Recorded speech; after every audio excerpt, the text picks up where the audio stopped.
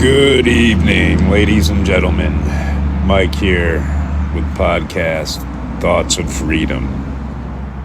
I hope everybody's having a good night. This is just a short little podcast tonight. Wednesday, I plan on doing a podcast with my beautiful wife, who I've been with for 7 years. Helped completely change my life. But I digress. Last episode I put out, I was talking about some definitions. Marriage, money. I don't want to overwhelm too many people with so many definitions, but words are swords. Take the S off words, put it in the front of word, and you get sword. Because they do cut deep. So we have two different English languages. We have Old English and we have Modern English. Modern English is the engineered language that we use today to keep us dumbed down. Ever notice how anything to do with government or courts still use Old English? Very big clue right there. There was one very important definition that I did leave out. I might have said it in one of the other podcasts. But your driver license. Everybody thinks you need one. Well, why? Oh, so you can drive a car. You think it makes sense. That it's just something normal. But it isn't. When you get a car, you get something that's called an operator's manual, not a driver's manual. Because according to law, a driver is somebody employed to conduct business on public roads and highways. Under United States Code, under your regular state codes and laws, and even Department of Motor Vehicles codes, you do not need a driver license to operate a car. A driver license is something that you call an adhesion contract. Now, an adhesion contract is an agreement that you enter into where you have no say-so. That's why if you get pulled over in traffic, which is a commerce legal term, and the officer asks you for your driver license, you are handing him your contract, and you are submitting your authority to him now. Doesn't matter if you're saying anything. Just by you handing it to him, you have contracted and submitted to him. Where it's a wrap. You do have the right to remain silent. Now, registering your vehicle, I may have touched on this before,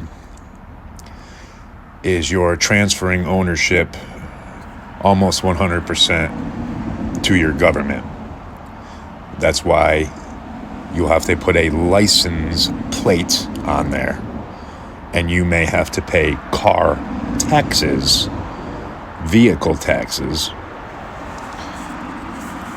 dependent upon the state that you live in. This is all very important stuff. And the more people awake to it and implement it in their lives, we can actually take back our freedom.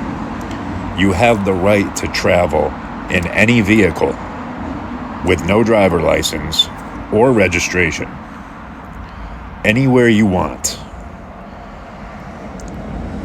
But if you're making money doing it, this is where the government can step in. because in the Constitution, technically it says they have the right to regulate commerce. Now, regulate commerce at that time is not how it is today. It was really just regulations on shipping. You see, what the United States of America did in the early days was put America underwater. So they raised the watermark up high in legal terms. So the same shipping policies and regulations would apply to the entire country, like the middle states and out west, where access to ports and shores were not so easy. Just the same thing as a militia. The militia has nothing to do with government. The militia, in lawful definition, is a group of body of men, of regular people, of good faith and moral compass, to defend their state and property. So what the federal government did after the Civil War was phase out the militias and then crept in and took over to what we call now the National Guard, which each state has one. They are under the authority of the United States Army, but have designated powers by the governor of each state. But anyways, I'll leave you guys with some of that tonight. You know, I'd like to hear some feedback. The podcast is Thoughts of Freedom. What is freedom to you? Freedom to me is I can do whatever I want to do as long as I am causing no harm or trespassing against anybody else. That is what freedom is. Using force against somebody, against your will, is not freedom. To try and force an agenda down your throat is not freedom. Forcing you to get immunizations are not freedom. But let me know what you guys think. Thoughts of how we can bring back the country on how it used to be. There are a few key things. Sound money, which is real money, gold or silver. Limit the federal government's power, because it is expanded. I don't even know if we could shrink it. It would take a lot of us to do so.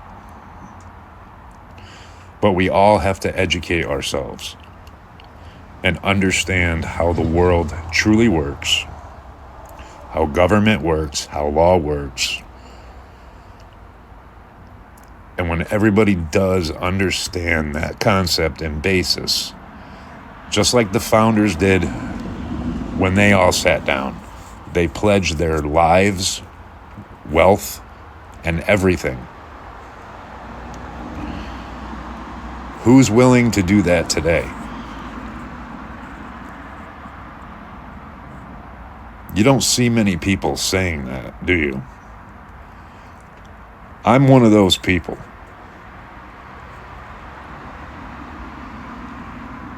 Even in the darkest of times, one light can shine through. Anyways, you guys have a good night. Think about what I say, because this country is going down.